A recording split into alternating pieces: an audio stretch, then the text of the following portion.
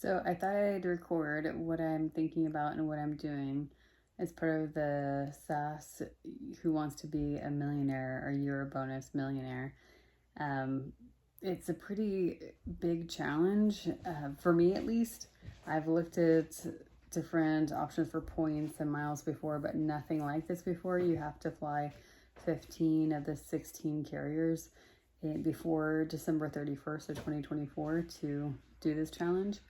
And so that sounds not that difficult. And if you're trying to just do it and price doesn't mean anything and you can do what you want, then I think that's easier. But if you're trying to keep down the cost and still see things and still try to get back in not too crazy of amount of time, for me, I found it to be pretty difficult. One of the most difficult travel planning trips I've ever done. Because you have to go to 16 different carriers, 16 different metals, and so that means that it can be booked through Air France, but then you have to fly Air France metal. And they say even like if you book KLM, it can't be KLM City Hopper, it has to be actually KLM. So when you have all these different things, you want to make sure you get done and in a certain amount of time, and all the parameters you have. For example, all the flights have to generate miles, which in general isn't a problem, but some of the programs, it wasn't possible for me to add the number for the airline. You have to book it with your SAS number, your EuroBonus number. And so because of that, there's just so many parameters. There's a lot of stuff to keep straight. So when I was looking to book this, first you basically do Europe, and then a lot of people are going Europe and Asia. For me personally, I wanted to go to Kenya because you have to fly Kenya Airlines, you have to fly Saudi Airlines. And so to me, I thought it'd be cool to see Kenya as well. And I'm going with my dad. So it's, what do I think he can possibly even do? Because it's a huge amount of travel. And maybe I can, do things a little bit faster. I had some itineraries that would have shaved off a couple of days, but then I got too worried about the amount of time we had in between flights in case there was delays and cancellations, and that's another difficult aspect to it. And so many different moving parts. It sounds not so difficult, but just try to put in an itinerary where you go to all the different airlines and not go back and forth constantly, and actually have some kind of more of an idea or plan. I found it to be difficult. Maybe some people find it easier. I found it to be difficult, but worked on it for like 3 or 4 days and pretty consistently. Obviously not like 12 hours a day, but a lot of the day. And all of the flights are booked now. So what am I going to do? Well, I'm going to meet my dad in Las Vegas. So we're flying different flights to get there, which aren't part of the challenge. And then from Vegas, we're going to fly to Cancun through Mexico City because we want to fly Aeromexico.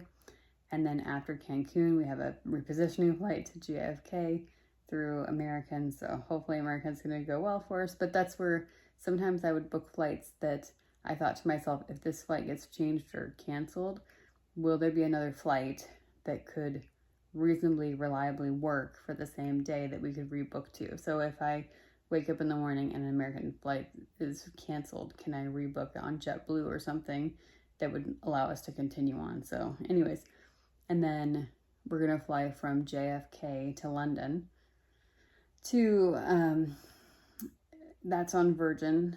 And then from London, we're going to fly, that's where I have to look at my notes because there's so many different routes that I looked at for options. And so then we're flying into one London airport and then flying out of a different London airport. We're flying into Heathrow and flying out of Gatwick, I think. And then we're flying to Madrid. And then we'll spend the night in Madrid. And then and this is a couple of days I'm talking about already. But then from Madrid, we're going to, let's see. I have different things in different notes, and so sometimes it's easier than others to figure out where we're going next. But basically, we're going to go Madrid, Amsterdam, OTP, which is Romania, right by Budapest, and then we're going to Charles de Gaulle, so Paris. But time is going to be spent sometimes sleeping. Like we're going to spend the night in Oslo, but probably just the airport hotel.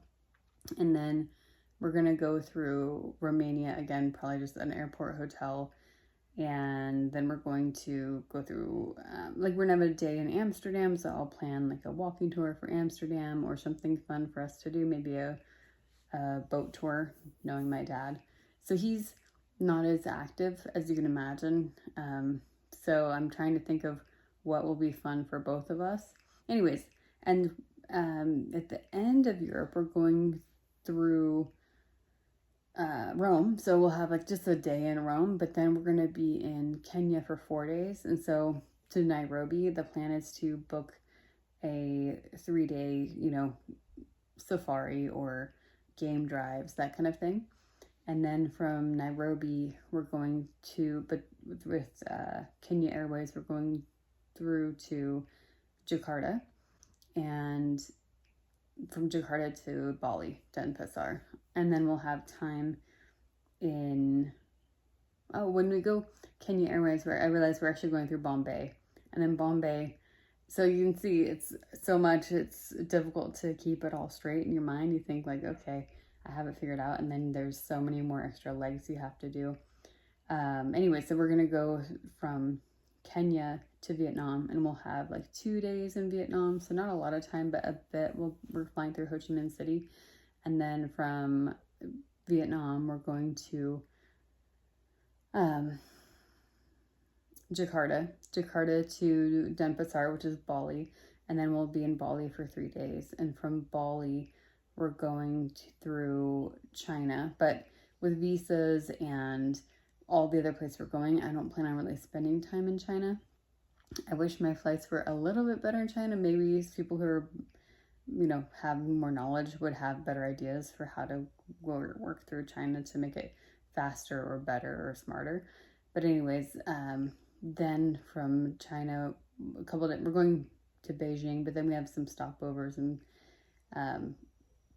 but we'll see if I can even go out of the airport or not, because I've looked it up and it should work for visas, but hopefully that works out, because we have to fly China Eastern, plus we have to fly China Airlines, and we have to fly,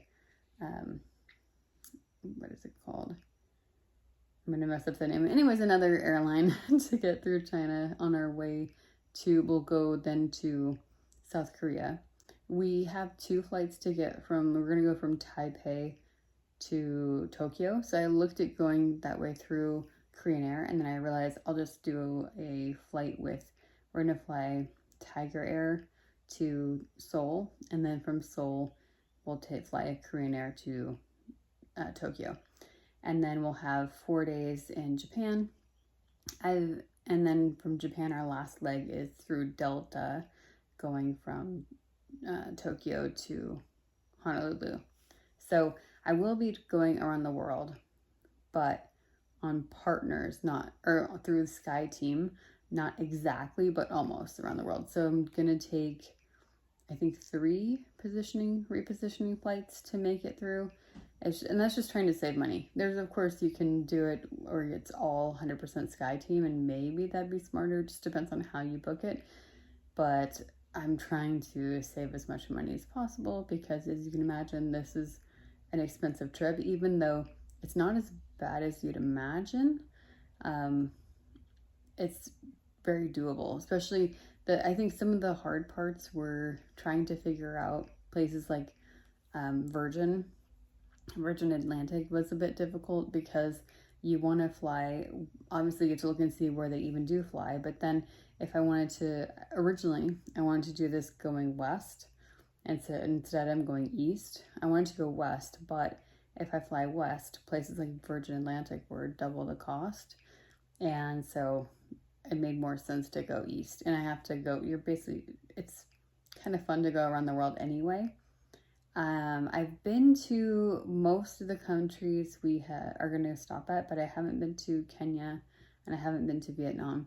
There are countries like Romania I haven't been to, but I don't think I'll consider it to have actually stayed there, because I'm just going to be spending the night at a hotel. Like, it's really I'm going to look for an airport hotel, and that's about it. So there are countries which I haven't, like, for example, I've been to Taipei before, I've been to Hong Kong before, but I've never been to mainland China.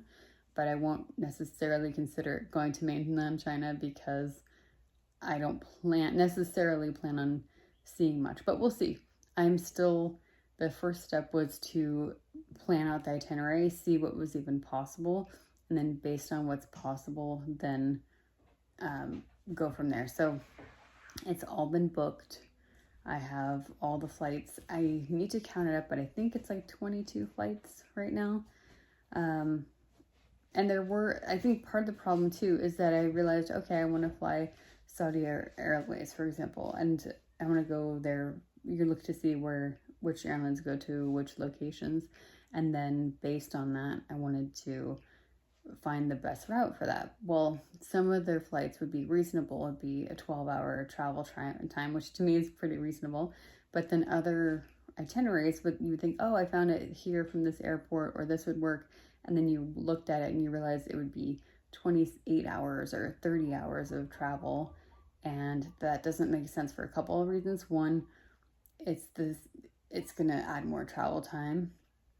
And two, I actually want to try to see things in Kenya. So the more time I'm traveling to get there, the less time I have to actually explore. Like, I do want this to be not just flying and going to the airports. Of course, a chunk of that will be, but I want it to actually be an amazing experience. So I'm looking at what I've been to Bali before, so I have some ideas on things we can do in Bali. And that'll be great for my dad. He loves getting a massage, so the plan is for him to enjoy those as much as he wants. And then I have some ideas for Vietnam and for Kenya. That'll be exciting. And Japan I've been to before as well. So I have some ideas on things we can see there too. So right now it's going to take about a month to do everything. So it's a big chunk of time, a ton of flights. I'm starting to plan the hotels. I've already been looking into that. I have to, we have an app that shows you all your flights to see what your travel time is. And so I can make sure that I'm not, when you look at so many flights and then you look at all these different dates and okay, if we change this date and go here instead of there, it can be confusing which day is which. So I'm trying to have that all very clear in my mind and ideally on paper and in my itinerary. So that way I can just say, okay, we're doing this, we're going here, we're taking this bus, we're taking this activity. And I'm also, I downloaded some apps. I'm going to download all the airline apps. Another challenge with this, another part of this challenge is getting our points with the different airlines. So any airline that allowed me to add my number, my SAS EuroBonus number, I added it, but not all the airlines have it. I think because they're new to the program. And so I now, on my list of things to do, is to message those companies with our numbers so that hopefully they can be added prior to our flight, because SAS says if you have problems or you can't add your number, then to do it at the airport. But that will depend on the worker you get at the airport. And when I'm in another country and have potentially more of a language barrier, that might be more of an issue. So hopefully I can get a lot of that set up. I guess you have until December. Well, they say you have until December 20th if you have any issues with points posting for your SAS account. But you have 8 days. You have to wait 8 days for the points to have posted for you to ask for those points to be credited to your account. I should also mention you have to do 15 of the 16 carriers. There are more than 16 carriers, but there's a couple that they say either won't be part of the program or there's different issues. And so based on reading, I just said, okay, these 16 carriers. So we're doing them all because if one carrier doesn't credit our points or there's some issue or they say we didn't earn points for that flight, hopefully the idea is that it will still work out at the end, because it would be pretty horrible if we do this whole trip and do this whole experience. And of course it's for the experience, because there are definitely if you look at the vlogs, a lot of the people in the blogs are saying that there are easier ways to earn 1,000,000 points and points that can be transferred to different partners. You don't have to go around the world to do this. But I thought this would be a really cool experience with my dad. I think he seems really excited about it. I mentioned it to him in passing, and he was very excited to hear about this challenge. And there's not many things that I find he gets super excited about. So the fact that he was interested made me think, oh, let's see if we could make this happen or work it out. So I'm really excited to do this with him. I have about 2 weeks of planning, a little bit less than 2 weeks before we're going to start. So now's the time for me to put in everything in my itinerary, make sure all of the itinerary works, because I'm still within the cancellation period for those flights. So if I needed to, I could cancel them and rebook them.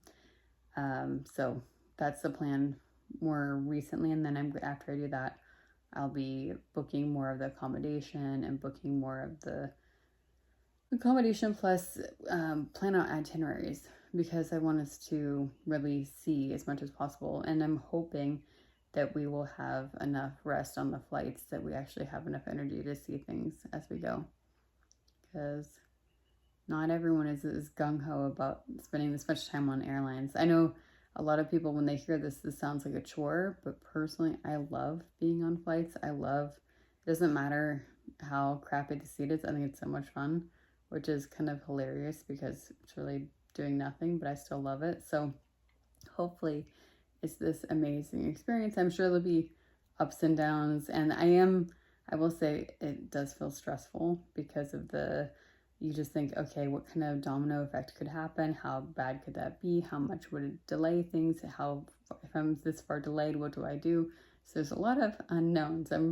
It's gonna take planning and luck, and I've tried to build in some time so that we do have a bit of a cushion if we need to do something in one day, not the other day. So hopefully I can make it work, but it's definitely, I'm nervous. I think I'll feel better once we're, like a good week or 10 days in. I'll feel more comfortable. So we shall see. I'm happy that I have the first flights all booked. I said I have everything booked, but I should be honest and say there's one flight I don't have booked yet, and that's the very beginning flight. It's because I'm trying to decide. It's not going to be with a partner airline. I guess it could be, but I'm not planning on it being with a partner. And so I'm trying to decide which airline I want which airline and which schedule works best, because I have other things I want to do. And then I think, okay, which one would make the most sense if it gets canceled or there's an issue? Because as you can imagine, that's the most important thing. If I don't make it out that first day, then I'm kind of in trouble. So lots of juggling to see how it's even possible or feasible.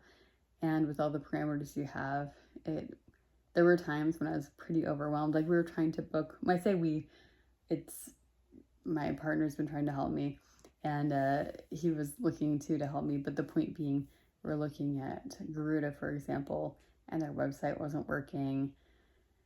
And because I was trying to book with the partners themselves, I didn't want to necessarily book through a third-party site, just in case you do need to cancel or change. You then have extra fees that can be really difficult or impossible to change or cancel your flights. So the point is, I've been booking direct for almost every flight, but Garuda, their website just was not working for me. We tried different browsers. We tried tried on the phone and on the desktop, and it wasn't working. So I had to go third party. But all that to say is that hopefully all the points post, and at the end we'll have these points, which then, I have other siblings, and I'm hoping that means that then my dad can take them on some trips to Europe. Maybe not as extensive, but I think that'd be really cool for them to then have this bank of points that they feel like, okay, well, then we should use them and go to some cool locations themselves. So I wanted to record my feelings about everything while it's fresh in my mind. I haven't this is where I'm at right now, and we shall see how it plays out. Kind of exciting / scary. Anyways, hope it's interesting enough to listen along and learn along. And if you're doing it too, I would love to hear anyone else's experience. And I know a lot of people have already started, which I think would be cool. Yeah, I would love to hear what other people are thinking about the planning and what they think about our itinerary, as much as you know about it. I mean, the plan is to show you guys along the way where we're going and what we're doing, but I hope that it's inspiring to people or exciting for people to see what is out there, what's possible. So there you go. It's my first vlog from this big challenge. All right, bye.